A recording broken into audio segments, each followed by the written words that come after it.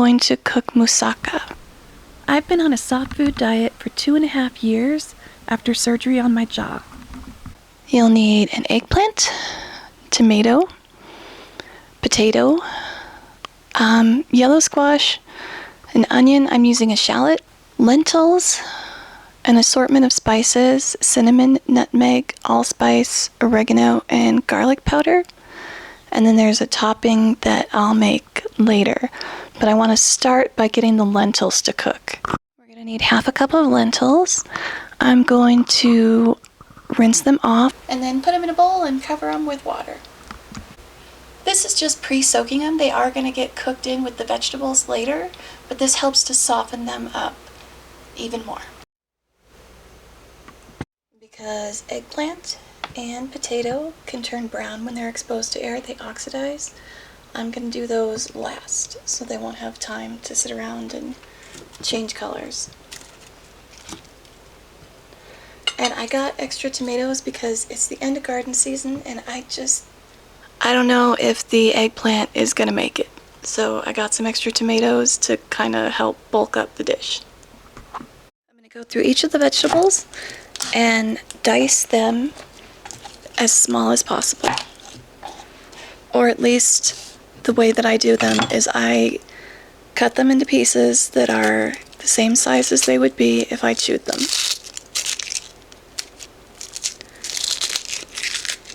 And for most people that just means as small as possible. I'll need 1/2 an onion, which I figure these 2 shallots will be about 1/2 an onion. To give you an idea of how tiny I cut up the vegetables, I'm going to start cooking the onion while I cut up the rest of the vegetables. I'm going to put olive oil in the bottom of the pan, maybe a tablespoon, and then put in the shallot I just cut up. I'm going to put a little bit of salt, a pinch of salt, on top of the onions to help draw up the moisture and help them cook.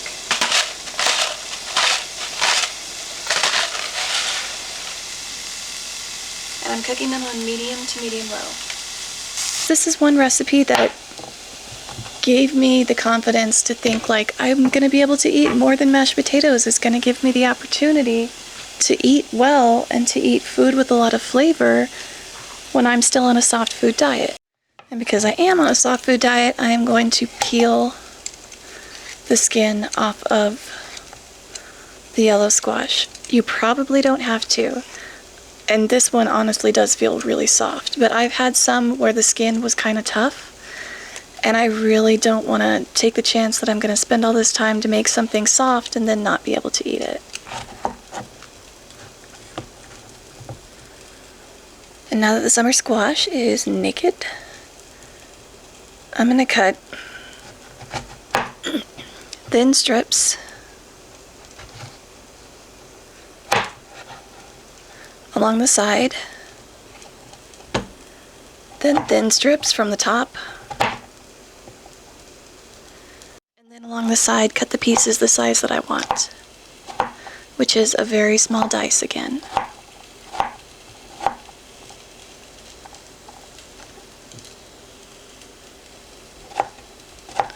And as soon as I'm done cutting this up, the shallot should be done cooking. And we can toss in the tomato paste with the shallot before we add the summer squash. And that's just to toast the tomato paste in the oil. I'm going to take 1.5 tablespoons of tomato paste and add it to the pan.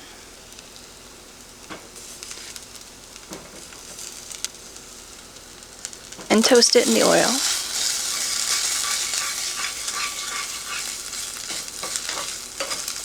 And then I'm going to add half the summer squash that I just cut up. I cut up the whole thing, but I am really worried that my eggplant is not good anymore, so I'm saving the other half to see if I need to use that as a substitute for the eggplant.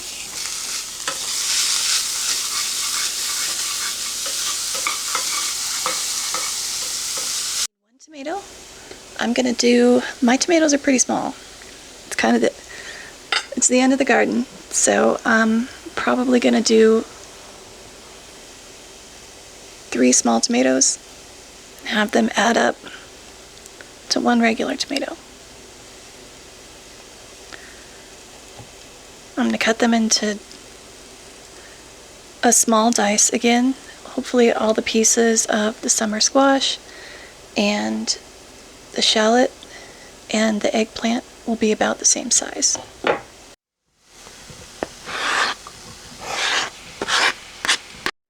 And moment of truth. I'm gonna peel the eggplant because I'm worried about the skin. And having pieces, ooh, it looks good. Oh, I'm so excited.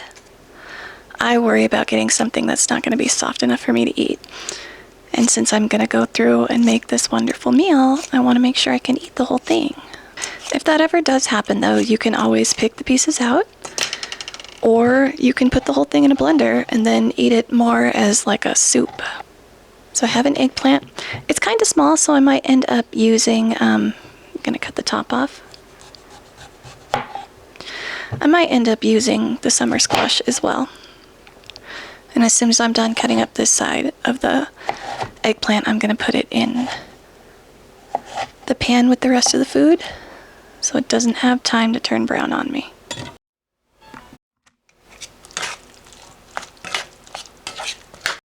The potato is the one thing that I am not gonna cut. I'm gonna take a box grater. Again, I have a small potato from my garden, so I'm going to use this. This is about half the size of a regular potato.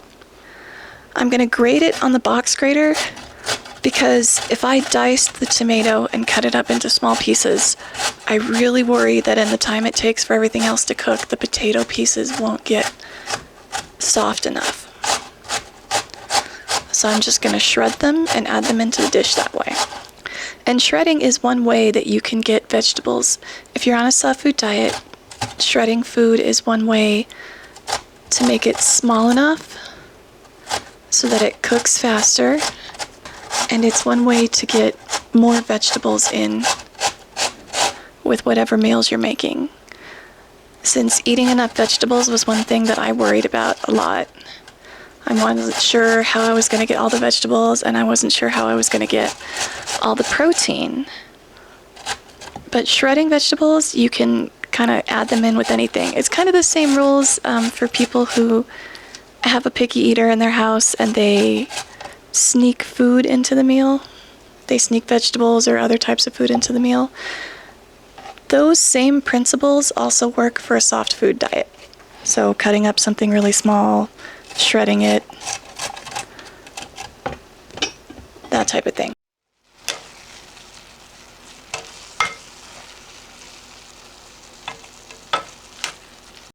And now, at long last, the 2 cloves of garlic. And now for the spices. We're going to start with a 1/4 teaspoon of cinnamon, 1/3 teaspoon of allspice,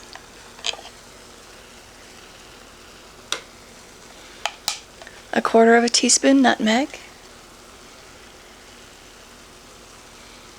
and 1/2 tablespoon of oregano, and 1/2 teaspoon of garlic powder, along with salt and pepper.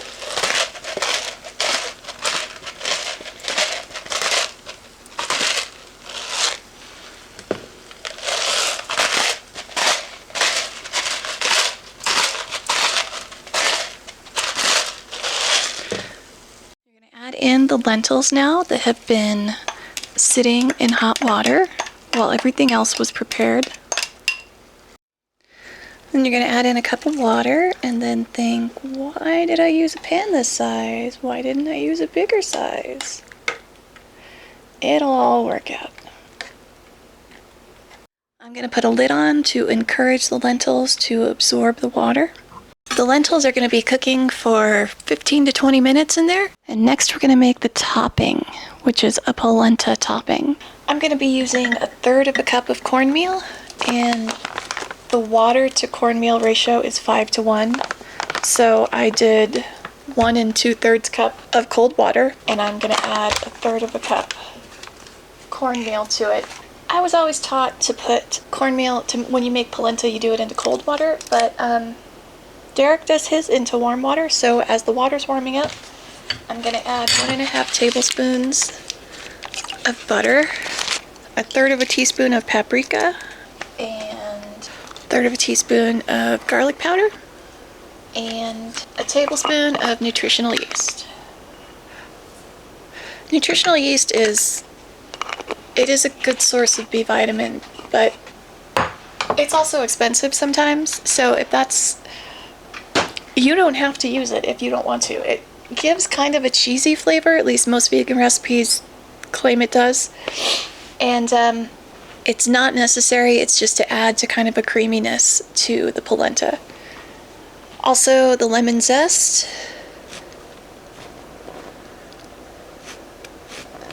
I am gonna also add the juice of the lemon. I have never in my life had a lemon refuse to be zested like that. It was like, no thank you, I'm fine. Actually, it's gonna be the juice of half a lemon. Well, no, I changed my mind. We'll do the whole lemon.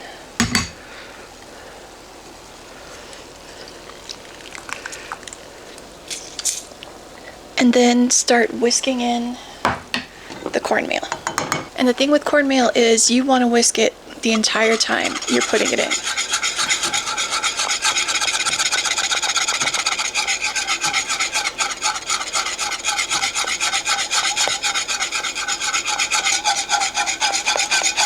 Because if you don't whisk the whole time, then the cornmeal can clump up.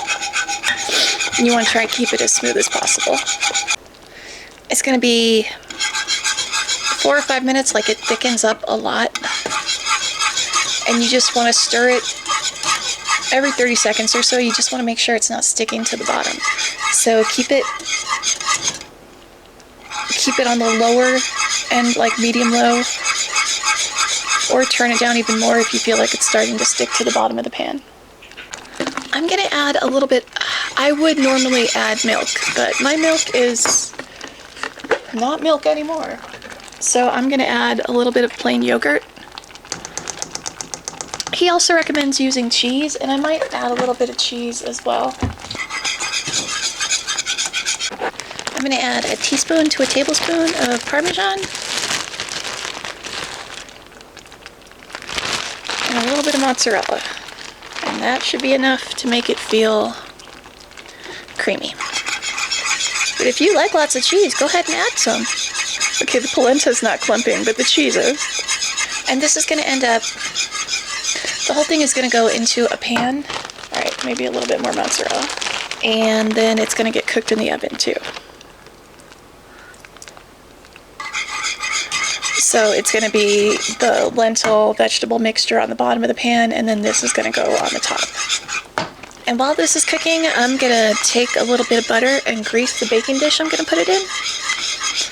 And hope I picked the right size baking dish. And this is obviously not a quick meal. But when I make soft food meals, I know I'm going to eat them for probably 3 days. So it took extra time, but it's also going to give me food where I won't have to plan anything out for dinner for an extra couple days. When the polenta's thickened and you've added as much stuff to it as you want, I liked Derek's idea for this meal because it had a lot of vegetables in it, and that was another thing that I was really worried about getting when I knew I was going to be eating soft, because I love vegetables, and I wasn't sure like how I was going to be able to get them in without eating salads and stuff. So this is a lot of vegetables and good protein, and it's also a meal that I think would work like if you're making dinner for your family because one person in your family has to eat a soft food diet. I think this is something that would work as a dinner that everybody would be happy with. And I have made it once before and I thought it was really good. You can bake it at 350 for about 20 minutes. So thank you, Derek, for the idea. I really appreciate it. This really helped me feel like there was something that I would be able to eat out there that wasn't just a bowl of mashed potatoes.